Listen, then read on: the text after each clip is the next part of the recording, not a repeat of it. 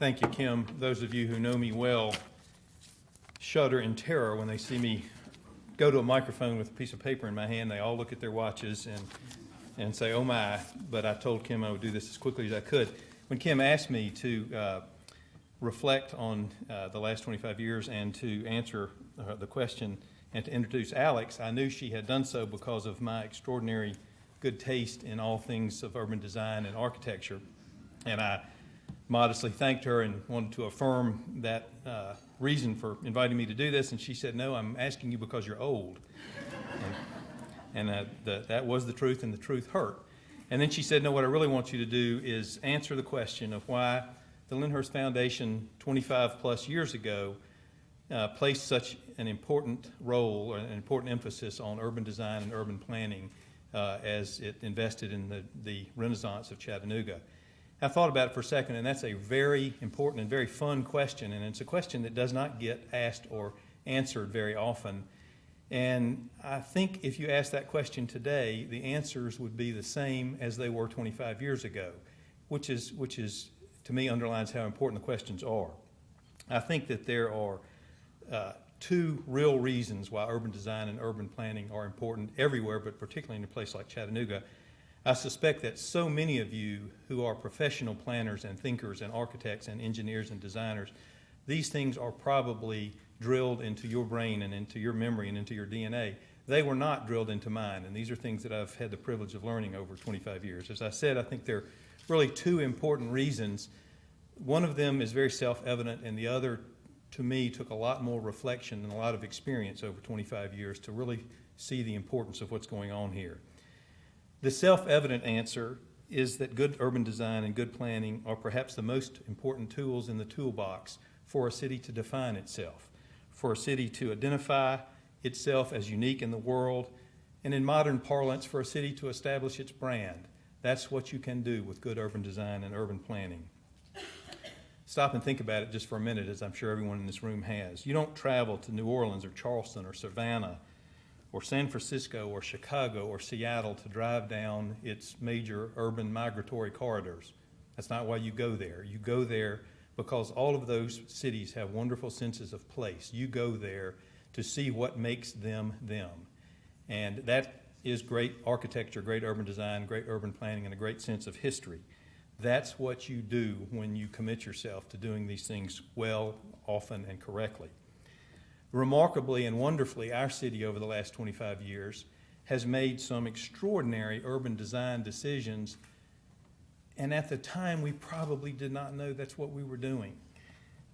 I think that some of the things we've done to define ourselves in the last 25 years have made more of a difference to this city than anything we've done in the previous century, and yet we did not even know they were urban design and urban planning. The first thing that occurs to me is the Moccasin Bend Task Force, which was chartered more than 25 years ago to address a mighty task, and that was to look at this extraordinary resource of 600 or 700 acres of Moccasin Bend, pristine, undeveloped land in a spectacular setting, and figure out how to develop it, because that was going to be the salvation of the city of Chattanooga. That's what that committee was charged to do. Well, what did they do? They reflected, they gathered, they met, they talked, they brought in experts, and they completely threw out any thought of Moccasin Bend. They came back to this community and said, forget about Moccasin Bend, put it in the warehouse, put it in the inventory for the future. Instead, return to the river. Look at the natural resource that is the reason for Chattanooga being here. Go embrace it. Go incorporate that into everything you do, and then you will begin to find yourself. Was that urban planning, urban design? I didn't know it at the time. I don't think any of us, probably intuitive geniuses like Rick Montague and Jack McDonald and some of the others on that committee figured it out at the time, but I certainly didn't understand that. Well, what came of that recommendation? You don't have to look around or walk around very far to suddenly start recognizing urban planning. Here's a Tennessee River Park. Here's a Tennessee Aquarium. Here's a Coolidge Park. Here is the city on the river that is now a benchmark for towns all over the country and all over the world to come to Chattanooga. Walk across the Walnut Street Bridge on any night of the year and soak in what it means to you as a Chattanoogan. To me, those places, the Riverwalk, the Aquarium Plaza, the spaces that downtown have become, the Bluffview area, the residential areas up at in the Walnut Commons area. All of those things scream, you are in Chattanooga and we are glad you are here. That's brilliant urban planning and urban design that we did not understand until we lived in it and experienced it. Those things to me are urban planning written very large. The urban design or the design component to me is something that's far more personal and far more intimate. And there have been really cool things done by many of you in this room, in this town over the last 25 years that we probably now have woven them into our subconscious. We're not aware of them. We don't think about them, but we appreciate them every day. For example, walk over the Market Street Bridge sometime or go into Coolidge Park. And if you go into Coolidge Park, really at any season of the year, but summertime is perhaps the most spectacular of all. You walk into that incredible place. It's bookended on either end by bridges that are marvels of art and architecture and engineering. You see this wonderful open space, almost always filled with, except sometimes late at night, filled with laughing and families enjoying themselves, having a great time. You see kids playing in the fountains. You see an incredible handcrafted carousel, a beautiful public meeting building over there. And all of those things soak into you, and again, makes you very proud to be here in Chattanooga and makes you have a sense of wonder. But I suspect a lot of you don't know that if you retreat, if you could float in a balloon above it, or better yet, walk on the Walnut Street Bridge above it and look down, you will see a star pattern repeated throughout the meanderings of that park. Over and over and over again, there is a star. Is it just a star? No. It's the star of the Medal of Honor. It's the star that Charles Coolidge won for his service to this country in World War II. Bob Franklin and the people at Franklin & Associates integrated that design into the whole park for all of us to enjoy for the rest of time. Urban design at its very best, and we take it for granted. Walk across this side of the river and go across the Holmberg Bridge. You know, it's a great thing. It scares people. Kids love it. People have fun. It's just an amazing space. You get an extraordinary 360-degree panorama of the river, of the Hunter Museum, of the downtown that has grown up around. It's incredible. And then stop and look down at the supports that hold that bridge up. It could have been a T-shaped I-beam held up by a concrete girder. It's not. It's an architectural design that is intended to echo the bluffs that are just about 100 yards away. Again, urban design, recognizing a sense of place and incorporating that into something we do every day. Another example would be Miller Plaza.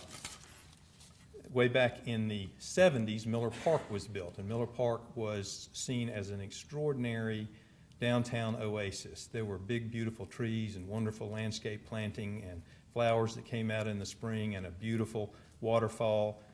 Everybody said downtown Chattanooga has a pulse. There's finally life in downtown Chattanooga, and up to that point there really wasn't. It was so successful and so popular we began to talk about, let's do another one. Let's build Miller Park 2 across the street. And money was raised, the lands were slowly assembled, and the design was well underway. And it was probably getting very close to the point of construction. And again, Rick Montague, who is responsible for so much of this, under the influence of a lot of urban planners and designers and consultants who were talking to Lyndhurst way back when, said, no, you do not want to build another rural replica here. You've done that. You've got Miller Park across the street. Miller Plaza should be urban. And everyone said, what does that mean? It should have buildings. It should have architectural form. It should have shapes and places that are pleasing to the eye. It should have a performance stage. And believe me, this was controversial. This was to the trustees of the Tonya Foundation, which was a major funder at that time, and to the Lyndhurst trustees and people who were in love with Miller Park. That seemed crazy. Why are we tearing down buildings to build buildings? Well, now Miller Plaza is the scene every Friday night of the entire summer where thousands of people flock to enjoy our downtown in the free nightfall concerts. And virtually every day of the year, people are in Miller Plaza enjoying that magnificent urban space which looks out across MLK to the beautiful pastoral Miller Park. Incredible, wonderful urban design that we all take for granted, but it did not come that way. It was an intentional act of a lot of smart people working very hard to do things that we all benefit from today.